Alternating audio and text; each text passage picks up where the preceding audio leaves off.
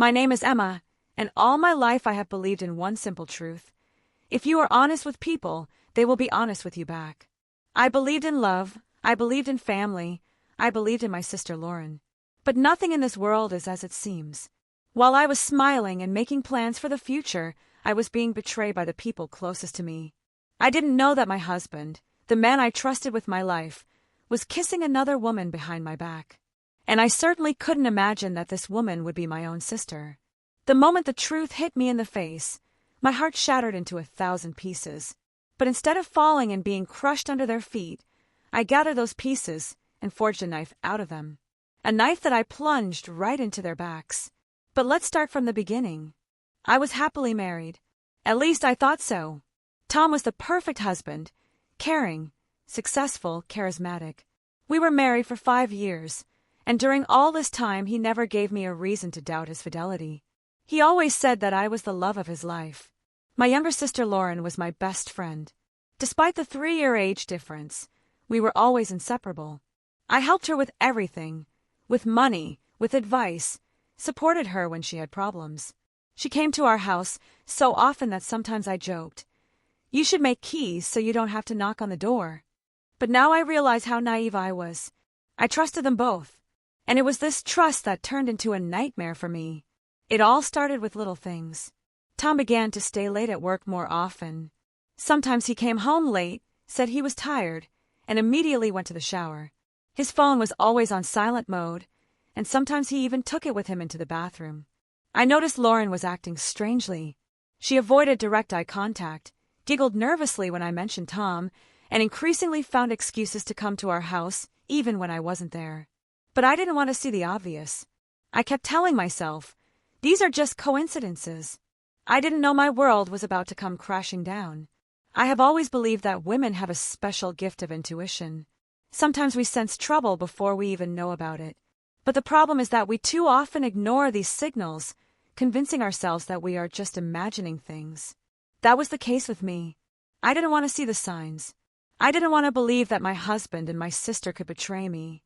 But the longer I closed my eyes, the more obvious the oddities that I tried to ignore became. One evening, Tom came home late. He looked tired, but too happy. He was holding a bag with dinner in his hands. "Sorry, honey, I was late at work. I wanted to make it up to you. Your favorite pasta from that very restaurant." He put the bag on the table, kissed me on the cheek, and tiredly plopped down on the couch. I smiled. For a second, my anxiety subsided. This is my Tom, my caring husband. But when I took the bag and took out the containers, my heart sank. I hated seafood pasta. Lauren loved it. I didn't say anything, just sat down across from him and started eating. Tom didn't even notice my wariness. He chatted about something unimportant while I looked at him and wondered, "Where the hell were you, Tom?" Another incident happened a few days later. Lauren came to my place in the evening when Tom was out. "Hi, sis." She was beaming as never before. I just stopped by to say hi. I looked at her more closely. Her hair was perfectly done, her lipstick was bright, her eyes were sparkling. She looked like she had just spent the evening with the man of her dreams. "Did you have a date?" I asked, testing her reaction. She froze for a second, then quickly laughed. "Oh, come on. I just decided to get myself together. Sometimes you have to look your best, even if you're not going anywhere." I nodded, but something stirred inside me. I knew Lauren. She never put on makeup for no reason. When she left, I decided to check her social media. She hadn't posted a single story or written in chats all day. It was like she disappeared, just like Tom. That night, I lay in bed and stared at the ceiling. Something was happening behind me. I felt it with every cell in my body. But I still didn't want to believe it. I thought I had a family, that I had a sister, that I had a husband. But in reality, I had nothing. At some point, I realized that if I wanted to know the truth, I had to stop playing the role of the naive wife and take matters into my own hands. I remembered that I had never even thought about checking Tom's phone before. Trust is the foundation of a relationship, right? But now I knew. Trust is what kills you the moment you let your guard down. One night, after Tom had fallen asleep, I slowly reached for his phone. He always slept soundly, so I wasn't afraid that he would wake up. The phone was locked, but I knew his password. Our wedding day. How ironic. I opened his messages and started scrolling through the chats. Work, friends, colleagues. Nothing suspicious. But when I went to the chat with Lauren, my heart sank. There were no messages. At all. Empty dialogue. Too empty. I immediately realized he was deleting them. I knew there was a way to recover deleted messages in messengers, and within minutes I was already looking for the necessary settings. But before I could do anything, I noticed something else. In the photos folder, there was one photo taken a couple of days ago. I clicked on it. A selfie of Lauren in a car appeared on the screen. In Tom's car. I recognized this car immediately.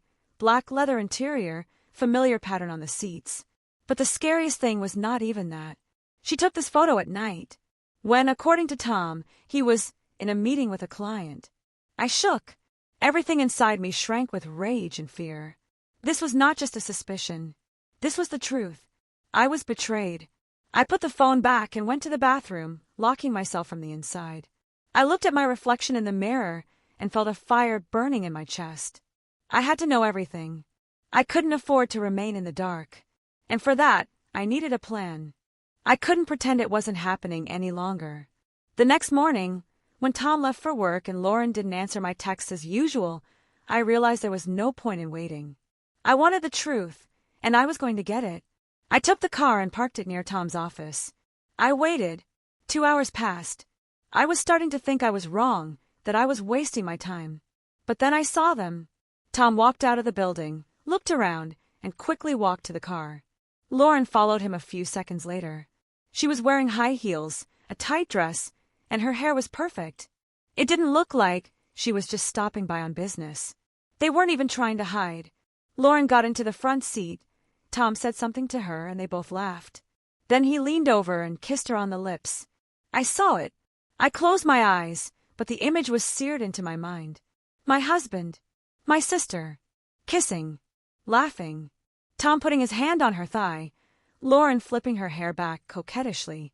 They were acting like they were teenagers with crushes, like I didn't even exist. I was shaking. My head was pounding, my chest was in agony. I wanted to run out, scream, make a scene right there in the parking lot. But instead, I picked up my phone and started filming. I filmed him looking at her tenderly, his voice whispering in her ear. Their laughter together. I knew this wasn't just a fling. They were together, which meant I had to be smarter. I walked home with a cold fury inside me. That was the last day I would be a victim. From that moment on, I was becoming a predator. I thought the pain of betrayal would be the worst. I was wrong. The real hell began when I decided to talk to them. I couldn't stand it another second. When I got home, I dialed Lauren's number. My voice was shaking, but inside me, an icy fury was burning. Come to my place. We need to talk. She hesitated. Emma, now is not a good time. Immediately, I disconnected the call, not giving her time to come up with excuses. Half an hour later, Lauren was standing on my doorstep. She was beautiful, confident. She didn't even try to look remorseful. I looked into her eyes and asked quietly, "Are you sleeping with my husband?" Lauren smirked. "Do you really want to know?" My hand trembled. I expected tears, excuses, complaints. But she wasn't afraid. She was enjoying it. "Why, Lauren," her voice broke. "You're my sister." She sighed, rolling her eyes. "Oh, Emma, you've always been so naive. Do you think your marriage was happy? Tom never loved you. You were too boring, too proper. He was just surviving with you." I felt the ground slipping out from under my feet. "You're lying." "Really?" she chuckled. "You saw us. You saw him choose me over you." I could hardly hold back my tears. "He'll tell you everything himself." I took out my phone and sent a message to Tom. "Come home. Now." An hour later he was here.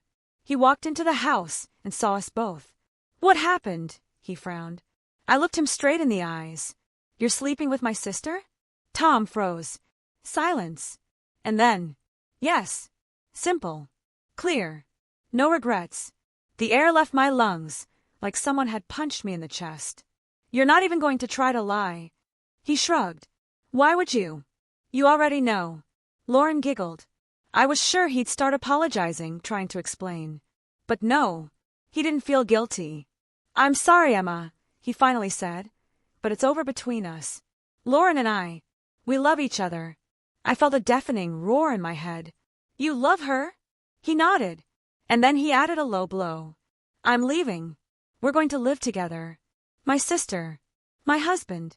They just throw me out of their lives like I'm useless. I looked at them, unable to say a word. Lauren took his hand and smiled. Good luck, sis. They turned and walked away, leaving me standing in an empty house. The world collapsed. But I knew this was not the end. This was only the beginning of my revenge. I sat in the dark, staring at the wall. Hours had passed. Maybe a day. I couldn't remember. The silence in the house was so deafening it felt like it would crush me. Yesterday my husband and sister were here. And now it was just me. I always thought that the worst thing that could happen in life was the death of a loved one. But what if the person closest to you didn't die, but simply erased you from their life? I had lost more than just my husband. I had lost faith in people. I hadn't slept, eaten, or gone outside. The days had blurred into a gray, sticky fog. I would turn on my phone and see their photos. Lauren would post stories on social media of her and Tom walking, going to restaurants, laughing. They weren't even trying to hide. The comments were congratulatory. What a beautiful couple. You are so perfect for each other. Happiness to you. I wanted to scream. I wanted to write the truth, so that everyone would know what vile traitors they are. But then I realized, I don't need to prove anything to people. I need to prove something to them. That night I left the house. The city was empty, quiet, cold. I walked down the street, not knowing where I was going, until I found myself in front of a mirrored shop window. I looked at my reflection. I looked like a ghost. Puffy eyes, dull skin, lifeless hair. I let them destroy me. I let them steal my life. But suddenly I realized, I don't need their forgiveness. I don't need explanations. I need revenge. Not screams, no hysterics, no tears. Real, cold revenge. They will suffer. They will beg me for mercy. But I will not. I turned around and went home. A plan was forming in my head. A plan that would destroy them the same way they destroyed me. I didn't want tears. I didn't want hysterics. That would only give them satisfaction, proving that they broke me. But I didn't break. I was transformed. The next day, I got up earlier than usual. I took a shower, washed away all the fear, humiliation, and pain they had caused me. For the first time in a long time, I put on makeup, chose the most elegant dress, and went into action. I knew all of Lauren's weak points. I knew where to hit her, so that she wouldn't even understand where the blow came from. And the first step was her image. Lauren always pretended to be the perfect woman. Her reputation was more important to her than anything, especially in front of her friends and colleagues. I went into my old general chat with her and her friends, with whom we used to all get together. I took a couple of screenshots of Lauren's messages, where she mocked her own friends. Then I sent these screenshots directly to the group chat. The reaction was lightning fast. Seriously? Was that Lauren talking about us? Oh my God, I thought we were friends. And a few minutes later, she was already calling me. I smiled and hung up. Let her taste betrayal. But that was only the first step. Tom was next. I knew he was building a career in a large company, and he couldn't afford scandals. He had a position that depended on his reputation. And I knew something that could ruin his career once and for all. I opened my laptop, went into my old correspondence with Tom, and found a couple of messages there that could create problems. Tom was manipulating finances at his job. I knew that. Not criminal, but enough to create the perfect scandal. I wrote an anonymous letter and sent it to the HR department of his company. From that moment on, his days were numbered. I looked out the window, holding a cup of coffee. This was only the beginning. My revenge was only gaining momentum. I couldn't sleep all night. I didn't expect immediate results, but I was bubbling with anticipation. I didn't know when exactly their world would start to fall apart, but I knew it was inevitable. And I was right. My phone vibrated in the morning. A message from one of Lauren's ex-friends. Have you seen what's going on? Everyone hates Lauren now. I smiled and opened my social media. Lauren's latest posts were flooded with comments. Do you think you can laugh at your friends and we won't know? How could you talk about us behind our backs like that?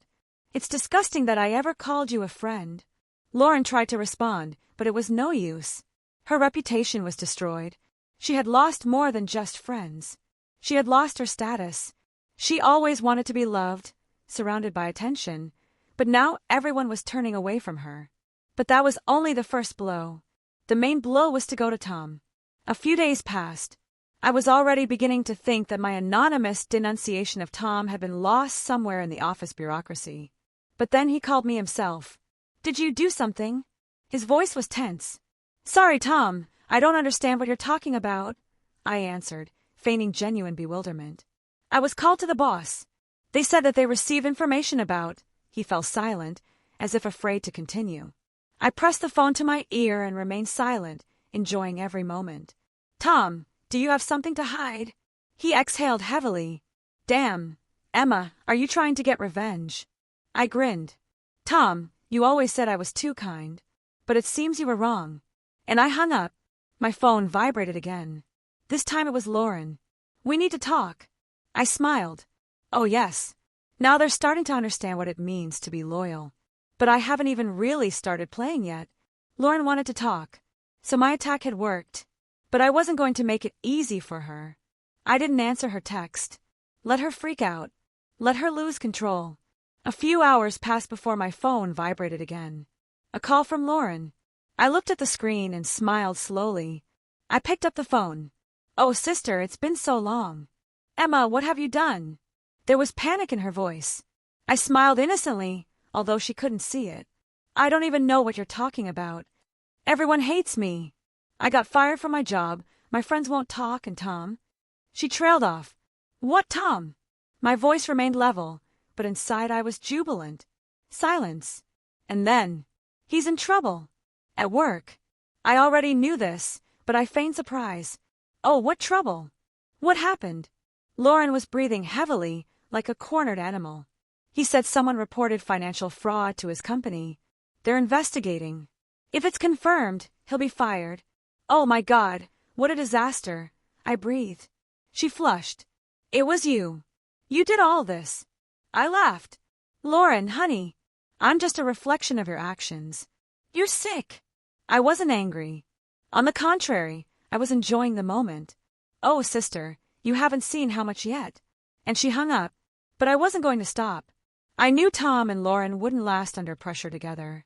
And all I needed was a little push to push them over the edge. The next day, I sent an anonymous letter to Tom's accounting department with concrete evidence of his shenanigans.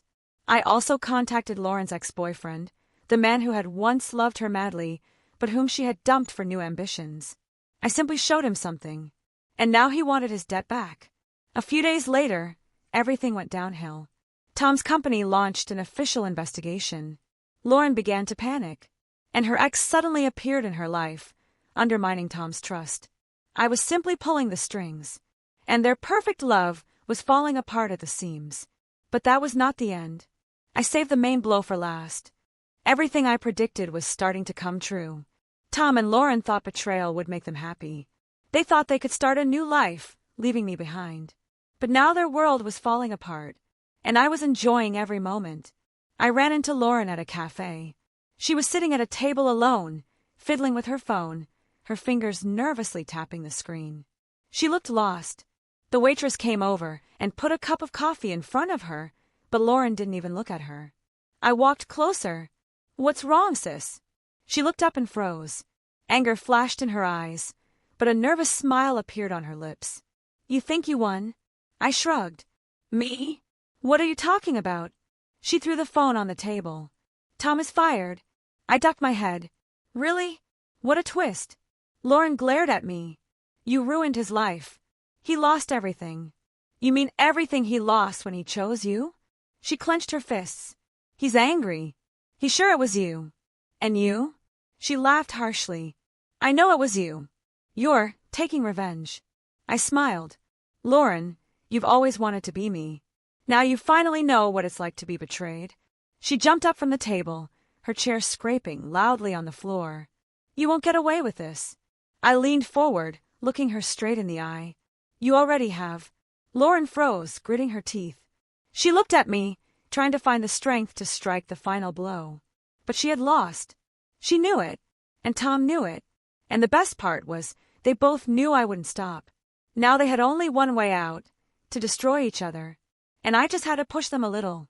I knew Tom would want to talk to me eventually, but I didn't expect it to happen so soon. I was walking home from the store when I heard a familiar voice behind me. Emma, wait! I didn't stop. Emma, damn it, stop! Only then did I slowly turn around. Tom was standing in front of me. He looked depressed, tired, angry. For the first time in his life, he looked like he had lost control. How are you, Tom? I smiled. He frowned. You did all this. All this, what exactly? He took a step closer. You ruined my job. My life. Oh, so this is your life. I feigned surprise. I thought you'd already renewed it with my sister. He clenched his jaw. She's just... Damn. I bowed my head. What, Tom? Lauren is no longer as perfect as you thought? Tom rubbed his face tiredly. She's lying, cunning, mean. I laughed. You're telling me this? He remained silent. I slowly walked up to him, looking him straight in the eyes. Tom, you chose her. You left me for her. I leaned closer to whisper. And now you're reaping the fruits of your choice. He remained silent, but I saw the pain in his eyes. I saw how he hated himself. I saw how he was being torn apart from the inside. He would ask me to come back, but I knew I would never let him into my life again. I looked at him one last time and walked away calmly, because I had one final blow left, and it would be devastating. Tom thought losing his job was the worst thing that could happen to him. Lauren thought losing her friends was the worst thing that could happen to her. But they were both wrong. I saved the worst blow for last. That evening, I sat at the computer, looking through documents. Tom and I had once run a business together, registered in my name. I trusted him implicitly then, so I signed a power of attorney, allowing him to manage the assets. But he never bothered to revoke my authority. And now their new happiness was in my hands. I logged into online banking and transferred money from his account to mine. Every cent that had been earned from our joint business. Then I broke the lease on their apartment. After all, according to the documents, I was listed as the owner. They hadn't even bothered to rewrite the documents, which meant they had no money and no home. I looked at the screen. Just a minute ago, they were living in a perfect world. Now they were empty-handed. I leaned back in my chair and smiled. The finishing touch was done. The next morning my phone was ringing off the hook. Tom. Lauren. Text messages with threats. Please, curses. I calmly blocked their numbers, because now they no longer existed in my life. They destroyed me, but I rose from the ashes, and they were now nothing. I thought that after the last blow, they would disappear from my life, but I underestimated their despair. That evening I was calmly drinking coffee in one of the expensive restaurants. I was no longer the broken woman who cried in a dark room. I was different, strong, cold, unwavering. But when I looked up, she appeared in front of me. Lauren. She looked broken. She was wearing a casually pulled-up sweater, her hair was disheveled, and there were traces of tears on her face. She sank into a chair opposite me and silently looked into my eyes. You destroyed us, she whispered. I took a sip of coffee. You destroyed me first. She was shaking. Tom. He left. He said that it was all my fault, that I got him into this. I held back a grin. Isn't that so? Lauren sniffled. Am I? I was a fool. I slowly set the cup down on the table. Did you think you could take everything from me and get away with it? She bit her lip, trying to hold back her tears. Forgive me. I leaned closer. Forgive. Lauren nodded desperately. I looked at her for a few seconds, then straightened up and said calmly, No. She froze. What? I don't forgive. Her face twisted in pain. Please. But I was already standing up. I looked down at her and saw not my sister, but a pathetic woman crushed by her own betrayal. You reap what you sow, Lauren. I turned and walked away, leaving her alone, among people who now despised her as much as they once admired her. I never looked back, because I had a new life. And Lauren, she disappeared into the past. I stood in front of the mirror and looked at my reflection. I wouldn't have recognized this woman before. She didn't look broken anymore. She wasn't a victim anymore. She was strong, cold, unwavering. I smiled. It had been months since I'd erased Tom and Lauren from my life. They couldn't hurt me anymore. Lauren had left town, unable to bear the shame. Tom had tried to regain his status, but his reputation was in ruins. The last I'd heard of him, he was working at a position far below his former level. But I didn't care. They were dead to me. I exhaled and picked up my phone. A text from a new business partner. For the first time in a long time, I was moving forward again. No regrets. No looking back. Only me. Only my future. I raised my head, looked in the mirror, and confidently said to myself, "You won." And this time I knew it was forever.